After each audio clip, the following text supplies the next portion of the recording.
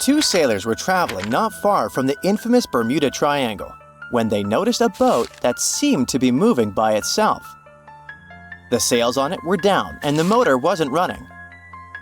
One of the men was Matt Rutherford, the first man to ever sail non-stop on his own around North and South America, who has seen a lot during his voyages.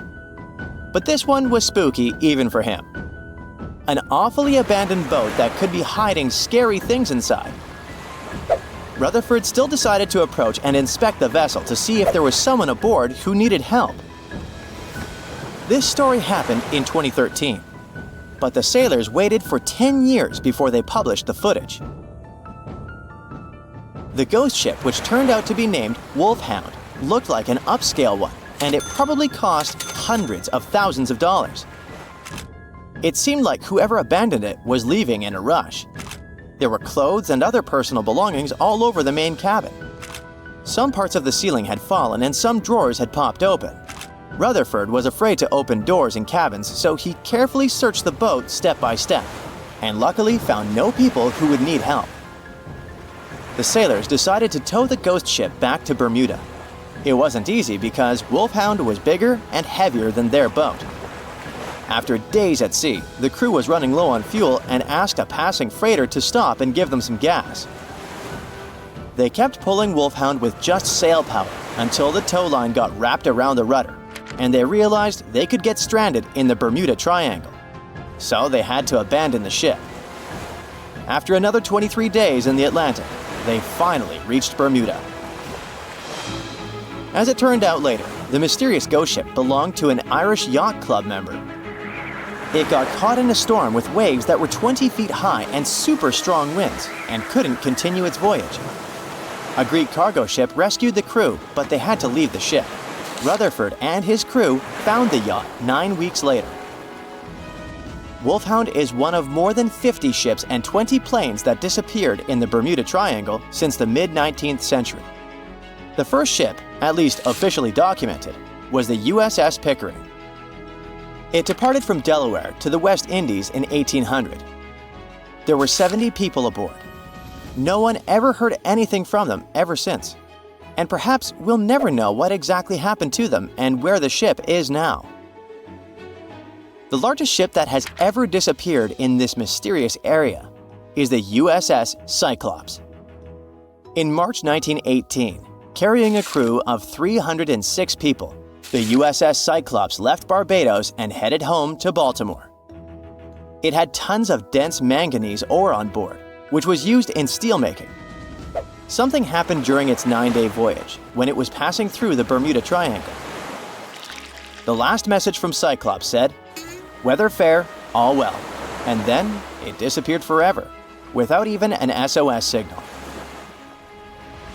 Another ship that the Bermuda Triangle supposedly took forever was the Cottoaxi in 1925. It was loaded with coal and had a crew of 32 people on board. Its trip was supposed to go from Charleston, South Carolina to Havana, Cuba, but something went wrong and the ship disappeared. Recently, scientists discovered that the Cottoaxi was lying at the bottom of the ocean about 35 miles from St. Augustine, Florida. Divers who like to go down to the wreck nicknamed this spot the Bear Wreck, but didn't realize they were exploring the remains of the Cottoaxi. One of them, Michael Barnett, was trying to identify the wreck for over 15 years. He carefully measured different parts of the shipwreck that survived underwater with his team. When they compared these measurements with old blueprints of the Cottoaxi, they saw that everything matched up perfectly. The size and position of the boilers were exactly as described in the blueprints. This helped them confirm that they had found the Cottoaxi, and it looks like there was nothing mysterious about its disappearance. It was a combo of bad maintenance, poor care, and rough weather. Many of the hatches used to access the cargo hold where the coal was stored were either broken or missing. This meant that if the ship ran into a storm, water would easily get into the cargo hold, and the ship would get unstable and sink. As the Cottoaxi sailed off the coast of Florida, it met a tropical storm. Just before it disappeared, it sent out a distress call. It was near St. Augustine, so all the puzzle pieces fell into one place. People have come up with all kinds of ideas to explain what might be happening in the Bermuda Triangle. The wildest one is that spaceships from other planets are taking these ships and planes away. Or maybe it has something to do with the lost city of Atlantis, a legendary underwater city. But there are also more rational explanations, such as the fact that this area often has wild and unpredictable weather, with sudden storms and water spouts. For hundreds and hundreds of years, sailors have told stories about giant rogue waves that seem to come out of nowhere in the open ocean. It sounded like a tale in the past, but in the last 20 years, satellites have spotted these freak waves, some of them reaching over 100 feet tall. Storms from the Gulf of Mexico can hit the Bermuda Triangle area and create such rough and unpredictable waves. Scientists built a model of the USS Cyclops and put it in a wave simulator. They say that even a rogue wave 50 feet tall would be enough to flip over that ship. It had a flat bottom and was less stable and more likely to tip. There are also lots of hills and deep valleys on the ocean floor, which can be dangerous if a ship isn't navigating carefully. Sometimes things can go wrong with engines, communication systems, or other equipment. If a plane or ship has a mechanical problem far from land, it can be really hard to get help quickly, especially if rescue teams are far away. The Bermuda Triangle also has magnetic anomalies, so in some parts of it, the compass might point in the wrong direction. And then there are human mistakes, like misjudging distances, making wrong turns, or not listening carefully to directions. This is what happened to Flight 19, a group of planes that went missing. The leader of the flight, Lieutenant Charles Taylor, decided to fly into bad weather without all the equipment they needed. He was also tired, so it was really hard for him to make good decisions. Disappearances in the Bermuda Triangle don't really happen more often than in other parts of the Atlantic Ocean, where a lot of ships and planes travel. They just attract more attention and talks. You still won't find the Bermuda Triangle on any map, and it doesn't have official borders. So we might never be able to solve its mystery because we can't be sure it even exists. But maybe we need to be worried about another Bermuda Triangle, the one up in space. This space triangle doesn't make things completely disappear, but it messes with the equipment on the spacecraft, causing glitches and makes things stop working for a while. The Bermuda Triangle of Space, which is more officially known as the South Atlantic Anomaly, is a unique area above the Earth that stretches over parts of South America and Africa, from Chile all the way to Zimbabwe. It sits right where a part of Earth's magnetic shield is weaker than usual. When a satellite passes through this area, thousands of high-energy particles, especially protons, hit every square inch of it every second. To keep satellites safe from this radiation, space agencies often put them in sleep mode when they pass through the SAA. The Hubble Space Telescope passes through the SAA about 10 times a day and spends about 15% of its time in sleep mode because of this anomaly. Even astronauts on the International Space Station, ISS, which also travels near this zone, have to be careful about radiation. Parts of the ISS, like the kitchen and sleeping areas, have extra shielding to protect them. Strange things occur in the cold waters of Antarctica. One of these things happened to a ship called Jenny. It was a small schooner whose history began in 1822. The boat and its crew set sail and disappeared a year later. For 18 years, the ship was considered sunk. People forgot about it, but in 1840, the vessel reminded the world of itself. That year, the whaling ship Hope sailed through the Drake Channel in Antarctica. The crew members noticed a ship among icebergs. It was the schooner Jenny. It was floating slowly in the dark, with no signs of life. The captain of the Hope, Mr. Brighton, gave the order to approach the mysterious vessel. They thought it was some creepy ghost ship, but as they came closer, they noticed crew members on the deck. The sailors of the Hope called out to them, but received no answer. This time, it became clear that something terrible had happened to the Jenny. When Brighton boarded, he realized that the Jenny crew members weren't missing.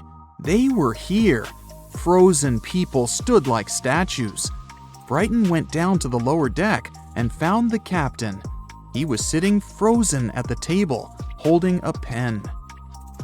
Brighton looked at the logbook. The last record was made on May 4th, 1823. The captain wrote that he was the only living member of the crew. They spent 71 days without food. It seemed that the ship got lost in the sea because its captain went off course or sailed into an iceberg, but no one knew for sure.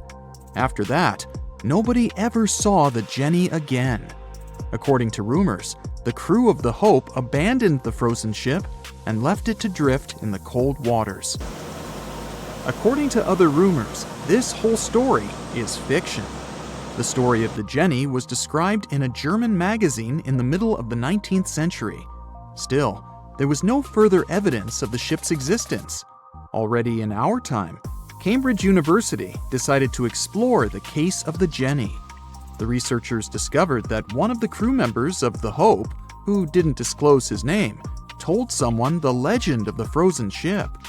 Someone shared the story with another guy, and it was published in a German magazine called Globus. And that's all. There was no other evidence. One of the most famous ghost ships was the Mary Celeste, and there's no doubt about its existence. The history of this vessel was documented in court. People wrote about it in newspapers, but the most exciting thing is that the ship continued to be used even after 10 people disappeared from its deck. The history of the Mary Celeste began in Canada in 1861. When it was first built, the ship was called the Amazon. It changed captains several times, and it also hit some rocks. The boat was sold, bought, then sold again, repaired, and sailed under the name Mary Celeste. In 1872, it had a new captain, Benjamin Briggs. He was a decent, brave man with a lot of experience in navigation.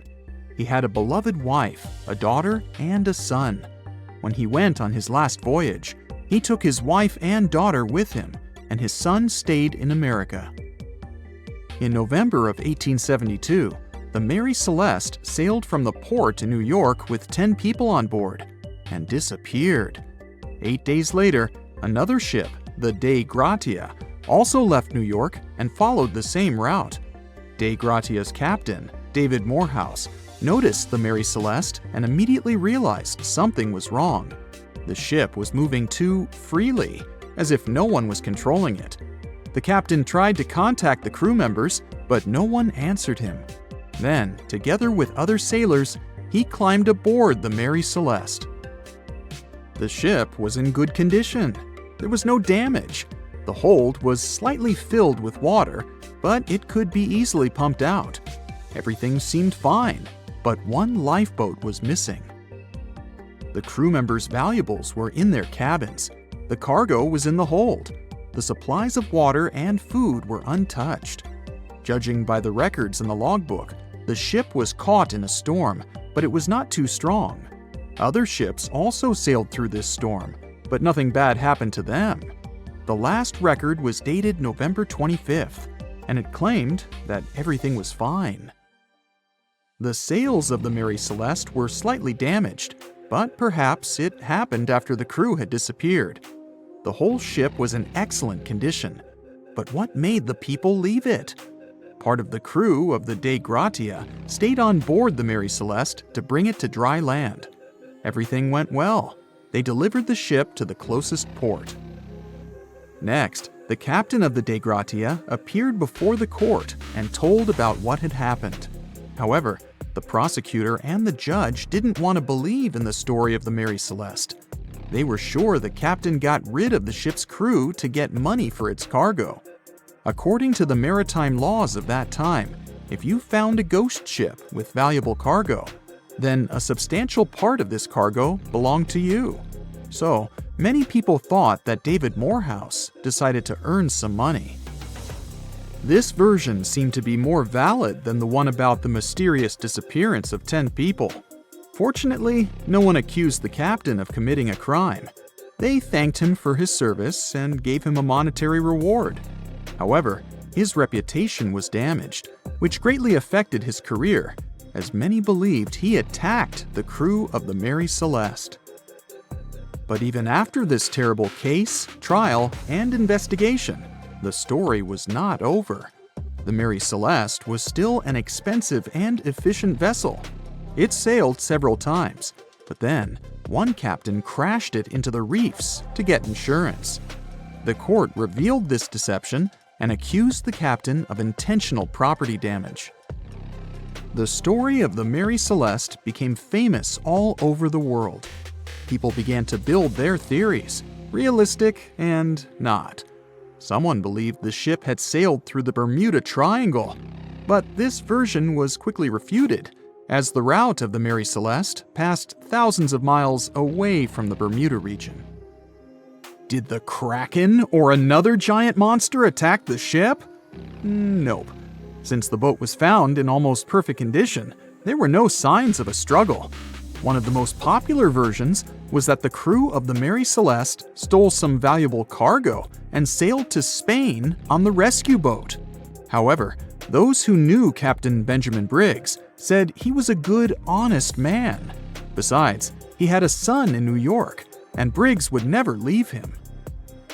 A more thorough investigation revealed that a series of accidental circumstances could have caused the disappearance of the ship's crew. Before its last voyage, the vessel delivered coal. Perhaps the pump intended for pumping water got clogged with coal after that. And when the ship got into a storm, the hold filled with water and the pump broke. The captain couldn't understand the amount of water because numerous barrels in the cargo hold blocked the view.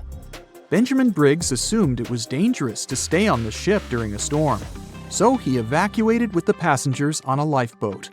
Perhaps they were close to land and decided to sail there, but the storm intensified and overturned the boat.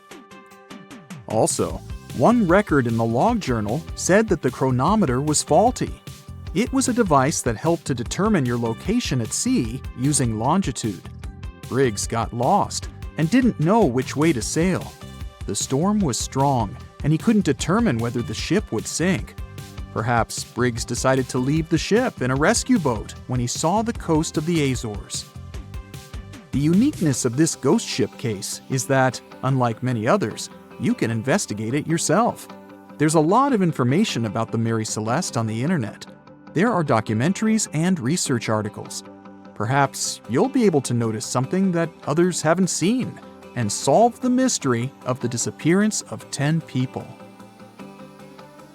There's a stretch of water that even the most experienced explorers fear. No matter what season you choose to cross it in, you risk meeting face to face with waves that can reach as tall as the Hollywood sign. I'm talking about the Drake Passage, the waterway connecting the Pacific Ocean to the Atlantic Ocean, stretching from Cape Horn at South America's southernmost tip to Antarctica's South Shetland Islands.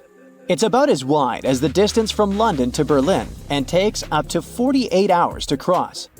Some sailors compare getting on the other side to going to the moon. That's how challenging it is. Even the man who discovered it, Sir Francis Drake, never sailed these waters because they seemed too dangerous to him and opted for a calmer, although longer, Strait of Magellan. The passage took the lives of around 20,000 sailors and over 800 ships.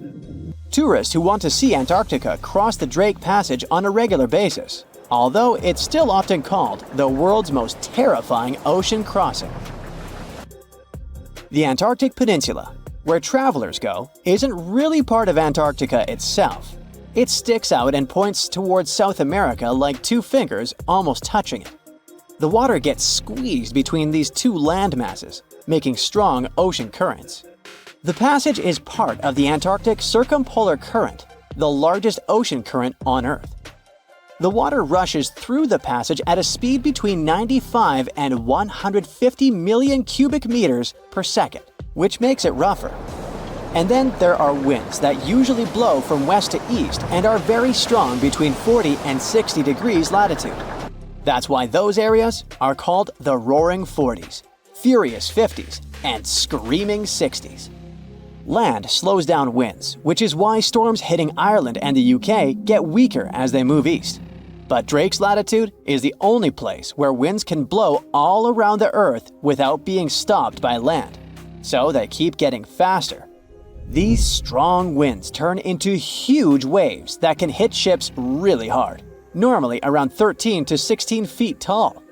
They're much higher than waves in the Atlantic. Drake Passage also has underwater mountains that you can't see.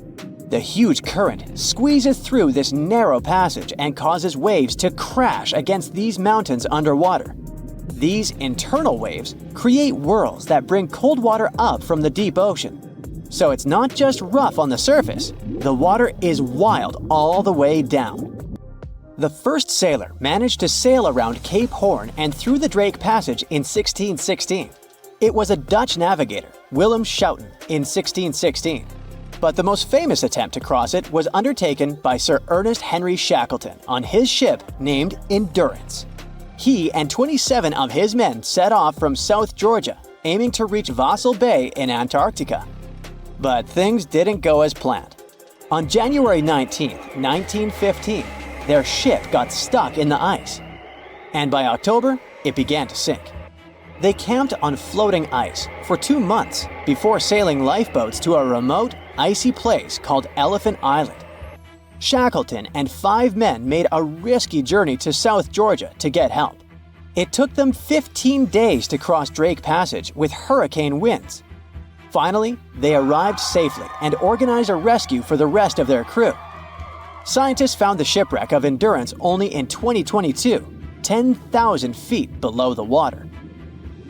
In December of 2019, 6 fearless athletes decided to cross the Drake Passage by rowing a boat for the first time in history.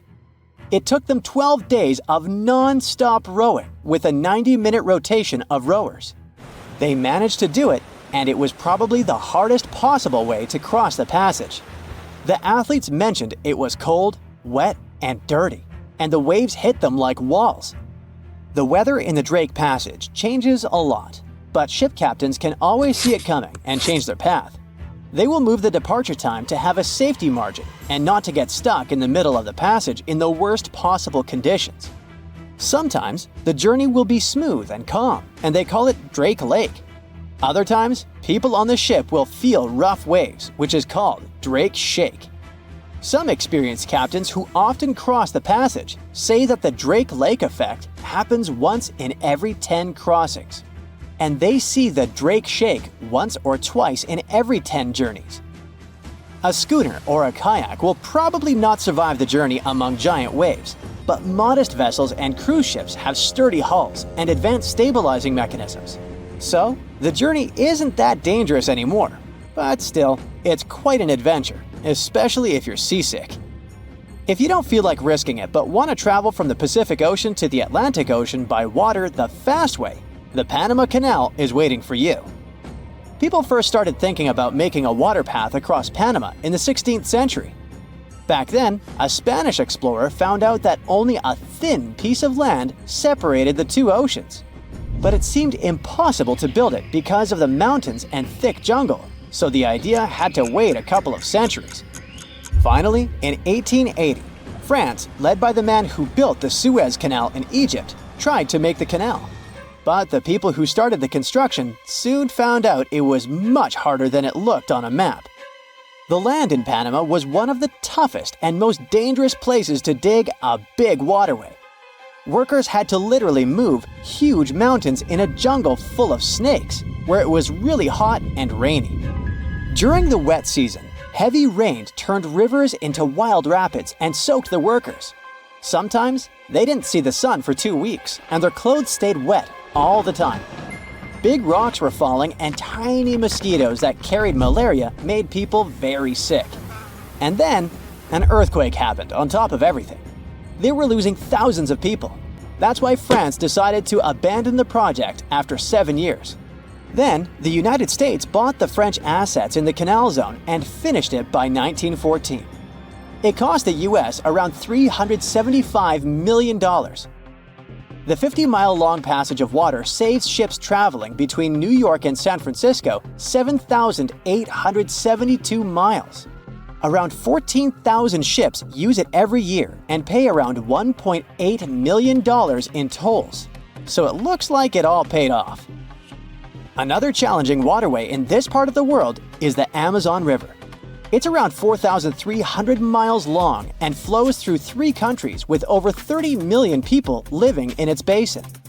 But there isn't a single bridge across it. The river has many marshes and soft soils, so engineers would need to build very long bridges and very deep foundations, which costs a lot of money. Building bridges over deep water is tough, but in other places in the world, engineers can use things like floating platforms to help. The river's path and water levels change a lot during the year. During the dry season from June to November, the river is usually 2 to 6 miles wide. But in the wet season from December to April, the river can become as wide as 30 miles. And the water level can rise by 50 feet. That's why they can't build floating bridges or pontoons.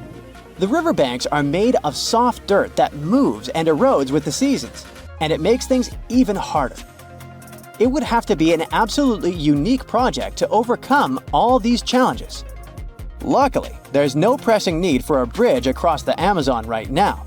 The river mostly goes through areas that are sparsely populated, so there aren't so many major roads to be connected by bridges. It's 2018. You get up early in the morning to go ashore and catch some fish. You come to the spot you were yesterday, throw the hook into the sea, and wait. The float is twitching. You've caught some fish, but hey, hello? Why aren't you doing anything?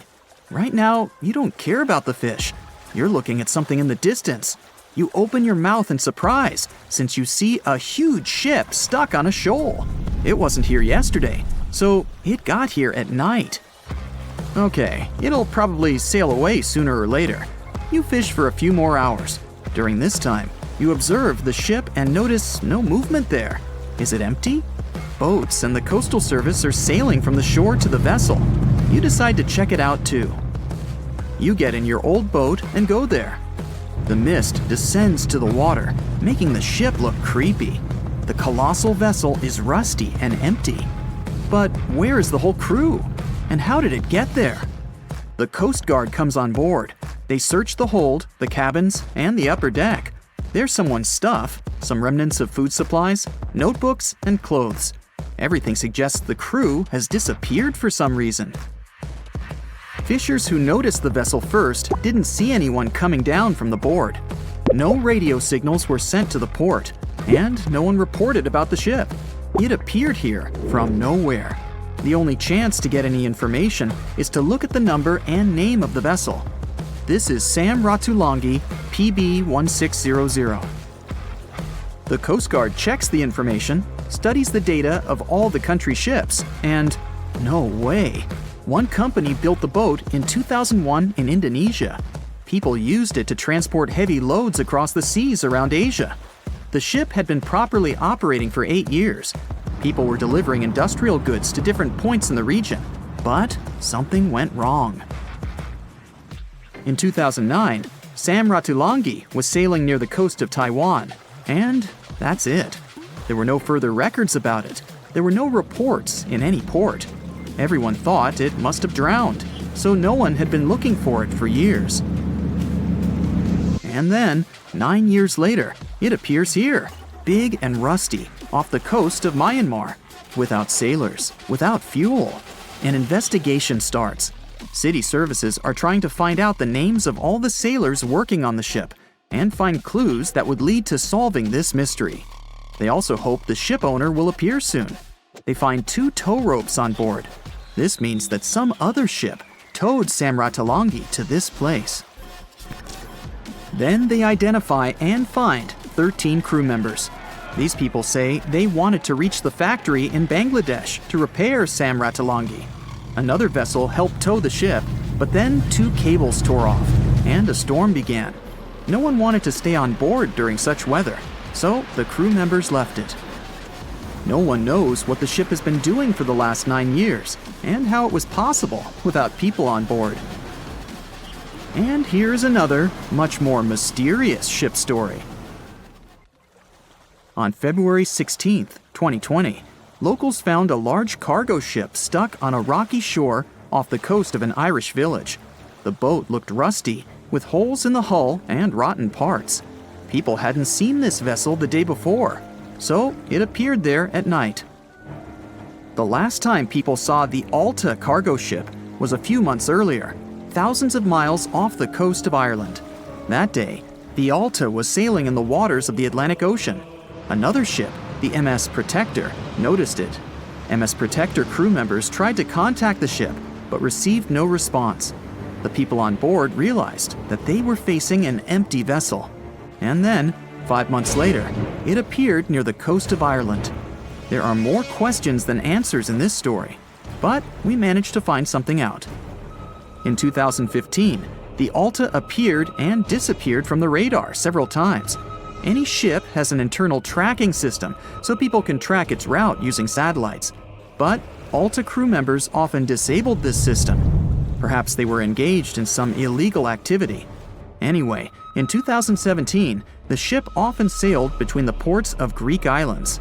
Then, the tracking signal disappeared and appeared only 10 months later, off the coast of North Africa.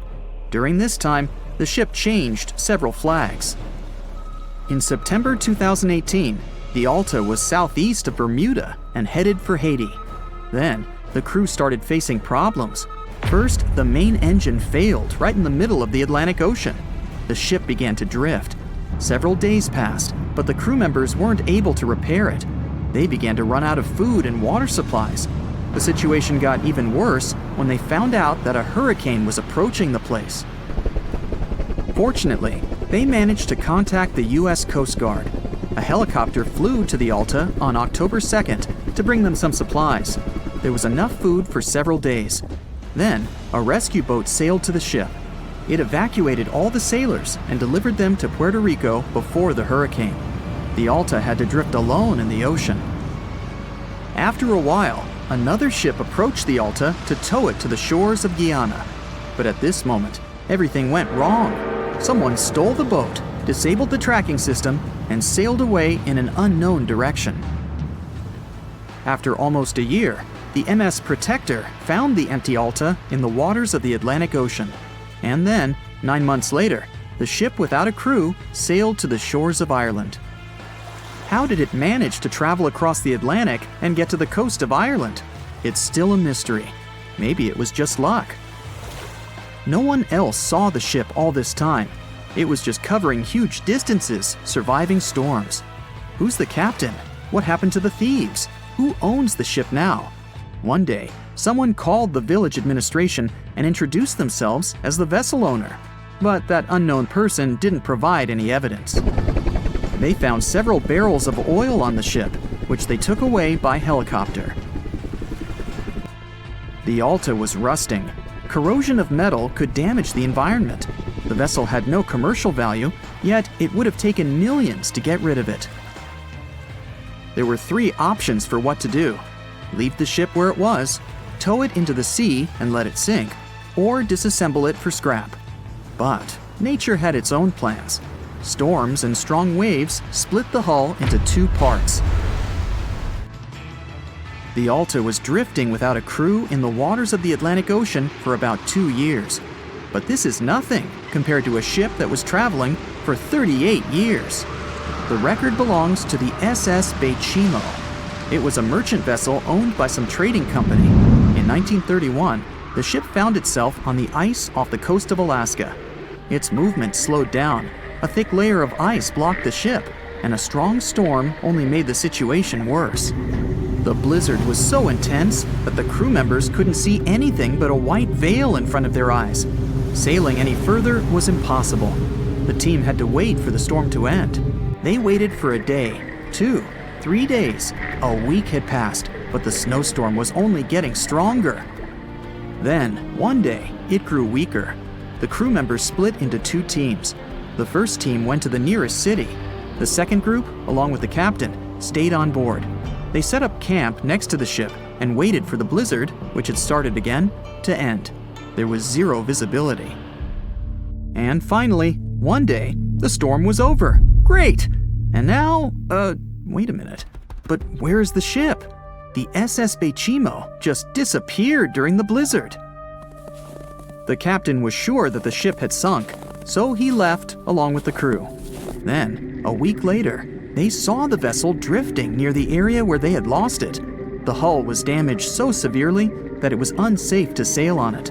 Repairing the ship would be pointless and expensive, so the captain decided to abandon it. He was sure that it would go underwater sooner or later, but it stayed afloat for the next few days, the next few months, and a few years. People had reported seeing it at various points along the coast of Alaska for 38 years. The last record of the SS Beimo is dated 1969. Those who saw it claimed the ship was completely frozen, almost merged with the ice. Some people planned to start an expedition to find the ship, but all attempts were unsuccessful. The vessel is probably lying somewhere on the deep sea floor. Thick fog is rising over the ocean as the sun is slowly sinking towards the horizon. It's hard to see further away than a few dozen feet, but that's enough to notice a hulking, skeletal shape in the distance. As your ship approaches the figure, your heart beats faster, and then you make out the details of another vessel, abandoned by the looks of it. Ghost ships do exist, and their mysteries aren't always solved. Take MV Hoyita, for example. It was a wooden vessel built in 1931 as a luxury yacht. It had served well to various people over 20 years before it was bought by a Samoan sailor and became a merchant ship. In 1955, though, Hoyita's service came to an abrupt and mysterious end. On October 3rd, it set sail for another trading voyage that should have taken no more than 48 hours. Delays happen in the sea, so when Hoyita didn't arrive on October 5th as scheduled, there was little worry yet. But then it failed to come on the following day too. There was no distress signal or any other sign of Hoyita's presence anywhere between its departure and arrival points. A search and rescue party was dispatched to find the ship, and for 6 days, they were scouting the area of nearly 100,000 square miles.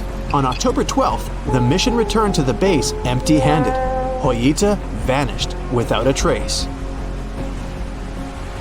It was only a month later that another merchant ship, Tuvalu, noticed the missing vessel far away from its route, drifting in the open sea and listing heavily.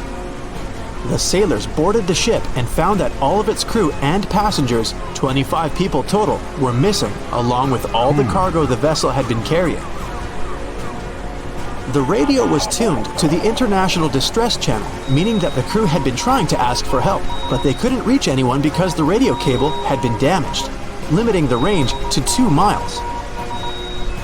The lifeboats were missing as well, indicating that people on board must have left the ship. Unfortunately, they seem to have taken the logbook with them, leaving the rescue team clueless as to what had happened. Even today, the mystery of MV Hoyita hasn't been solved yet. No one knows where the crew and passengers had gone and what had caused them to leave. SV Carol A. Deering wasn't a ghost ship in the usual sense of the word. There are no sightings of it in the open sea. Instead, it was found on the shore, but the circumstances of it running aground are a puzzle shrouded in mystery. Carol A. Deering was built in 1919 in Maine, and it was a large vessel made for commercial voyages. Unfortunately, despite its large cost of construction, it had only served for a year before its last trip. July 19th, 1920. The ship was traveling from Puerto Rico to Rio de Janeiro via Newport News to deliver a cargo of coal. It was almost halfway to the final destination when the captain fell seriously ill, and the crew turned back to drop him and his son off and replace the captain. The voyage went without incident, but when it came to Barbados in December to resupply, there were strange moods among the crew. The first mate didn't seem to be happy with the new captain. No one paid much attention to it back then, when they probably should have. The last sighting of Carol A. Deering at sea was on January 28, 1921, when a lightship noticed it off the coast of North Carolina. There was some commotion on the quarterdeck of the ship, where the crew were normally not allowed. Then, another vessel sighted it, but there was already no one on the decks. On January 31st, the merchant ship was found hard aground in the Diamond Shoals, a site notorious for numerous shipwrecks that had been occupying there for centuries. When the search and rescue party boarded the ship, they found it abandoned, the log and personal belongings of the crew gone, along with the 2 lifeboats. There is still no answer to what happened on board of Carol A. Deering that January, although the most popular version was mutiny. Maybe we'll never find out the truth though. SS Beimo is perhaps one of the most notable ghost ships in history. This large cargo steamer was built in 1914 in Sweden and plodded its way dutifully over 16 years, trading provisions for pelts with native tribes of Alaska and Canada. But then, on October 1st, 1931, Beimo got caught in pack ice. At first, it seemed the crew would be able to wait it out and continue on their route because the ship broke free in a couple of days. But in less than a week, it became caught again, this time for good. In another week, a rescue party was sent to fetch 22 of the Beimo's crew, while another 15 remained behind to wait through the winter if necessary and get the ship back. But a month later, after a powerful blizzard struck their camp, the sailors went out of their shelters only to find the ship gone. Luckily, a few days later, a native hunter told them Beimo hadn't been lost yet. He'd seen it about 45 miles from where they had been stationed. They managed to track it down, but decided the ship wouldn't survive the winter. So they took the most valuable cargo from its hold and abandoned it. They were wrong though. SS Beimo did survive that winter, and many more that followed.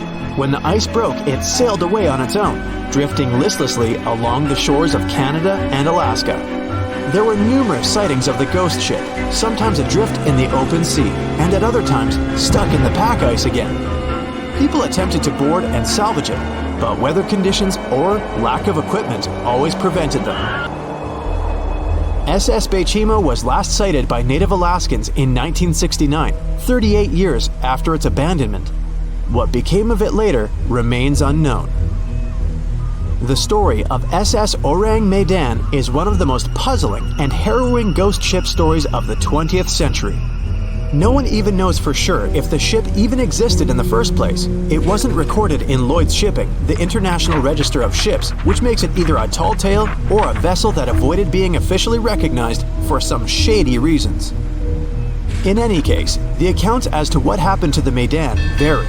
According to most reports, it was carrying some unknown cargo in the Indonesian waters when a distress call was received by another ship in the vicinity. The officer on duty heard an SOS message, but its contents are different depending on the accounts.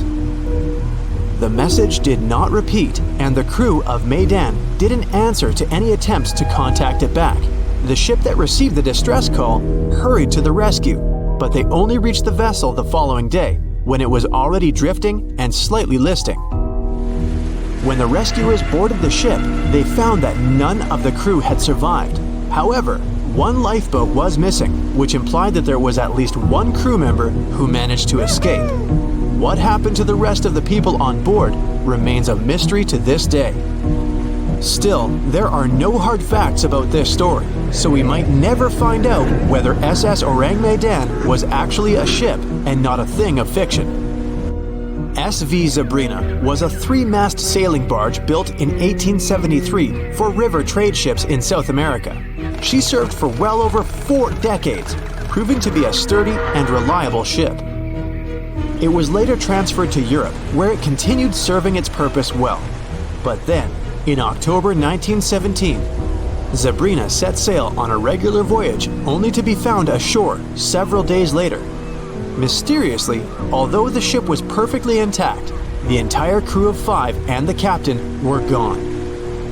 There is no direct evidence or hard facts as to what really happened that day. The most convincing theory is that the crew were washed away from the deck because of an underwater explosion. And then the ship sailed ahead without them, but the truth, as always, remains unknown. As an experienced sailor and the first man to ever sail non-stop on his own around North and South America, Matt Rutherford has seen a lot during his voyages. But what he saw in 2013 while sailing through the waters of the Atlantic with his colleague surely stands out. Some 800 miles off the coast of Bermuda, not far away from the famous Bermuda Triangle, they noticed a boat that seemed to be moving by itself. The sails weren't up and the motor wasn't running. The sailors decided to check if there was someone who needed their help aboard, so they moved closer to the mysterious ship. Once they got there, things only got weirder, as they realized there wasn't a living soul aboard. Rutherford started filming to document their discovery. The boat looked so awfully abandoned that they expected to find some pretty scary things in there. But it didn't stop Rutherford from searching the vessel. The boat, which turned out to be named Wolfhound, looked like an upscale one, probably costing hundreds of thousands of dollars. It was pretty weird to find it floating by itself in the middle of the ocean. It seemed like whoever abandoned it was leaving in a rush. There were clothes and other personal belongings all over the main cabin. Some parts of the ceiling had fallen and some drawers had popped open. The brave sailors decided to tow the ghost ship back to Bermuda. It wasn't easy because Wolfhound was bigger and heavier than their boat. After days at sea, the crew was running low on fuel and asked a passing freighter to stop and give them some gas. They kept pulling Wolfhound until the tow line got wrapped around the rudder and they realized they could get stranded in the Bermuda Triangle. So they had to abandon the ship. What really happened and how Wolfhound ended up in the middle of the ocean will probably remain a mystery. Rumor has it that it belonged to a member of the Royal Irish Yacht Club. The ship was going on its first voyage from Connecticut to Bermuda and then Antigua. It got in a terrible storm around 400 miles away from Delaware. The winds were so strong that the yacht suffered 2 knockdowns. A Greek cargo ship rescued the crew. They left the ship with an emergency beacon on. The rescued crew members shared that they saw the ship sink, which only adds more questions to the story. How did it get back to the surface? Does the Bermuda Triangle have anything to do with that? Christopher Columbus himself reported some unusual compass activity going on in this mysterious area while he was on his way to the New World. Despite the stories of more than 50 ships and 20 planes disappearing in the area, it remains one of the most heavily traveled shipping routes in the world. Some skeptics believe that this fact solves the Bermuda Triangle mystery. It could make sense because the busier the area, the more accidents happen there. But then again, it's not the number of disappearances that makes the place so mysterious. It's the lack of explanation and wreckage lost for good. The first ever confirmed ship to vanish in the Bermuda Triangle was the USS Pickering. In 1800, it departed from the US on its way to the West Indies. The ship sailed into the Bermuda Triangle along with its 90-man crew. No one ever heard anything from them ever since. The popular explanation is that the ship was taken out by a storm. But because no one found any wreckage, we'll never know for sure. The largest ship that has ever disappeared in this mysterious area was the USS Cyclops. In March 1918, carrying a crew of 306 people, the USS Cyclops left Barbados and headed home to Baltimore. The ship passed through the Bermuda Triangle on its journey and vanished into thin air, or rather, water. The Cyclops never sent any distress signal and disappeared without any explanation or trace. The Bermuda Triangle isn't the only place in the world where ships go missing or mysteriously resurface. One of the most famous ghost ship stories would be of SS Beimo. The large cargo steamer was built in Sweden. On October 1st, 1931, it got caught in pack ice. The crew decided to wait it out and managed to break free after a couple of days. only to get trapped again in less than a week. This time, they didn't manage to make it out. A rescue team went by air to save 22 of the crew members. 15 other members stayed in a wooden shelter they built not far away from the ship. Their plan was to wait out the winter and get back aboard.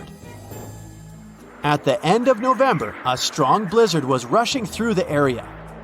When it was over, Beimo seemed to have gone away with the storm. The captain decided it must have broken and sunk. But a few days later, a local hunter informed them that he had seen the ship around 45 miles away from their camp. The crew managed to find the ship and took the most valuable cargo from its hold.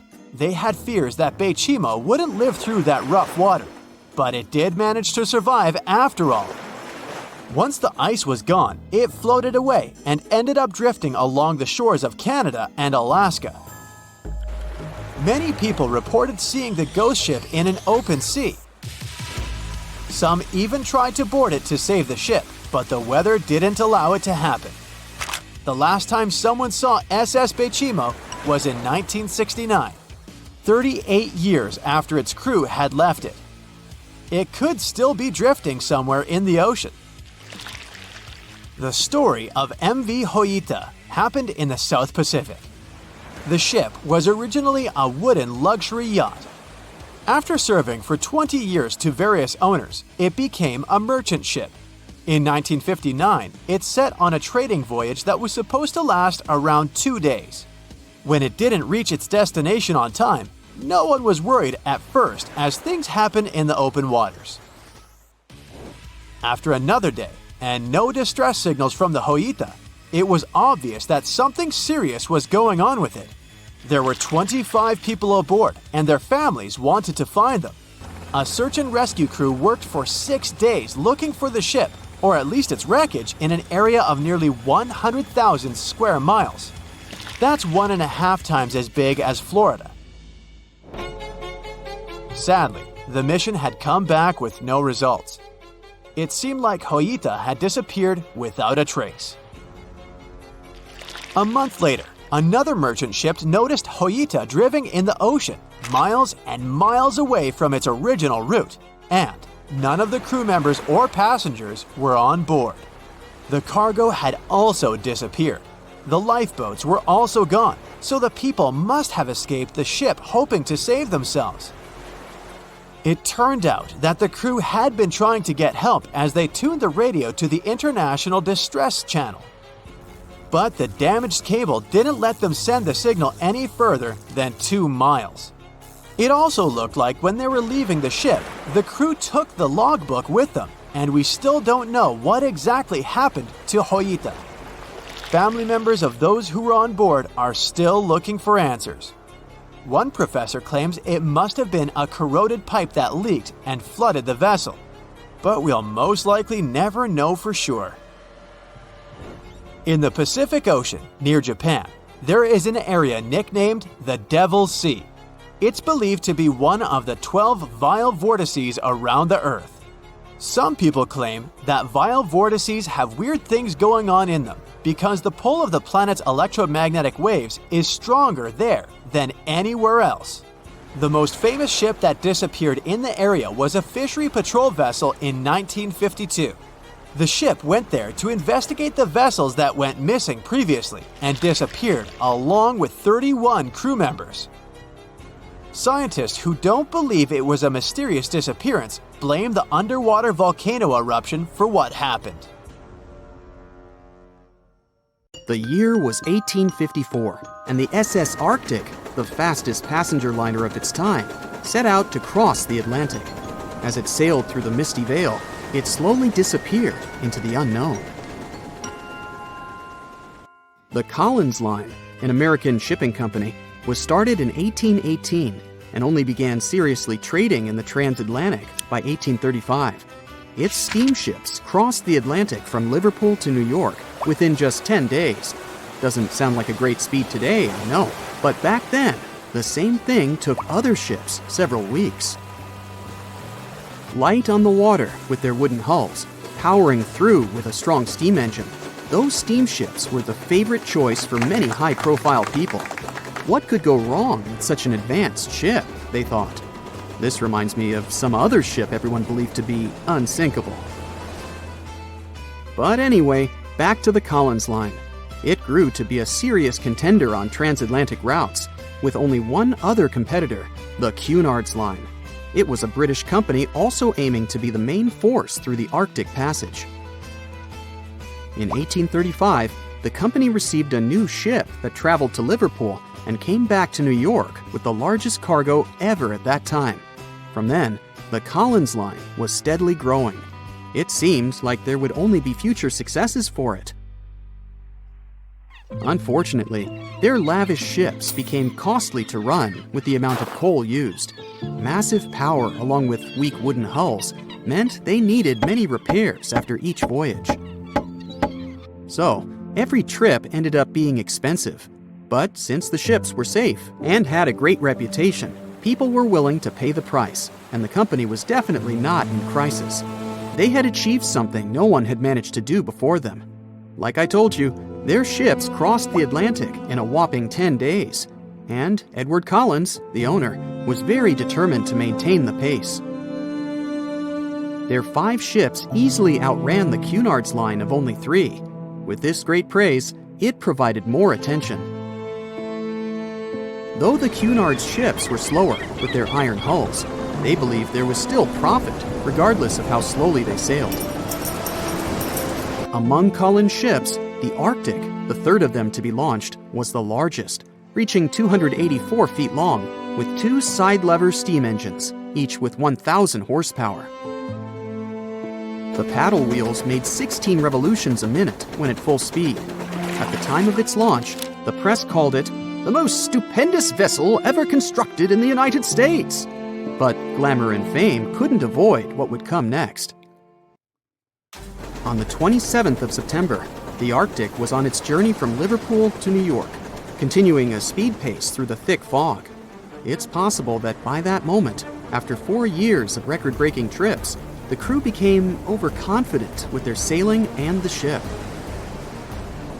Going only 50 miles from Newfoundland, they carelessly continued through the fog with no radio contact, sonar, or any other form of identifying objects, equipped only with Morse code.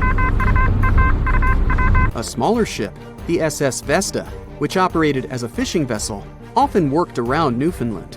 It was passing through the same path as the Arctic and crashed into its side. Shocked by the collision, the captain of the Arctic offered help to the much smaller Vesta, but it was soon clear that the damage that seemed minor on the Arctic was far worse. Beneath the waterline, a hole was letting water into the hull. The cost of the much faster wooden hull now seemed less valuable. They steered toward land, trying to plug the holes, but they weren't doing so well, and the seawater continued to pour in, filling up higher and pushing the ship down.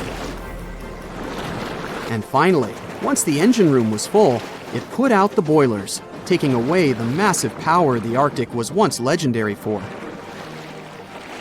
They moved slowly until coming to a complete stop. The ship continued to sink, and the order was to abandon it. At the time, maritime law allowed for the Arctic to carry only 6 lifeboats, only capable of saving 180 people. The crew and some of the passengers managed to push their way aboard and took most of the seats on those boats. Things were pretty wild, and everyone forgot about their manners, not letting the ladies and the youngest ones board first. It took 4 hours for the Arctic to sink. 150 crew and 250 passengers were on board. Those that weren't able to find a lifeboat made a desperate attempt to build their own rafts from parts of the ship. 2 days later, only 3 boats made it safely to the shore. The other 3 were never found. Believe it or not, the rescue party also saved some people that had been clinging to the wreckage for 2 days. Unlike the crew, the captain went down with the Arctic, but amazingly survived. He would be only one of 85 people that made it, out of the 400 on board. When the news arrived 2 weeks later, the public responded with great sadness to the losses. Great anger soon followed towards the poor safety measures and the crew. the press published demands to change the laws for more lifeboats.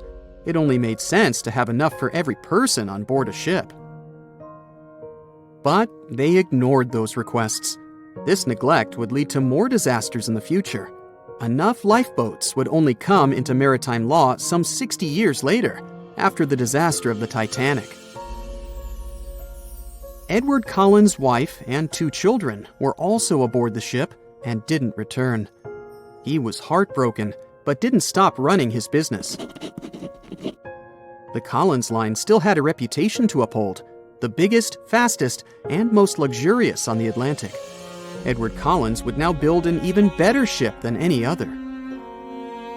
It was named the Adriatic, and it was the largest ship in the world, 354 feet long. With 2 alternating steam engines that had never been built of this size.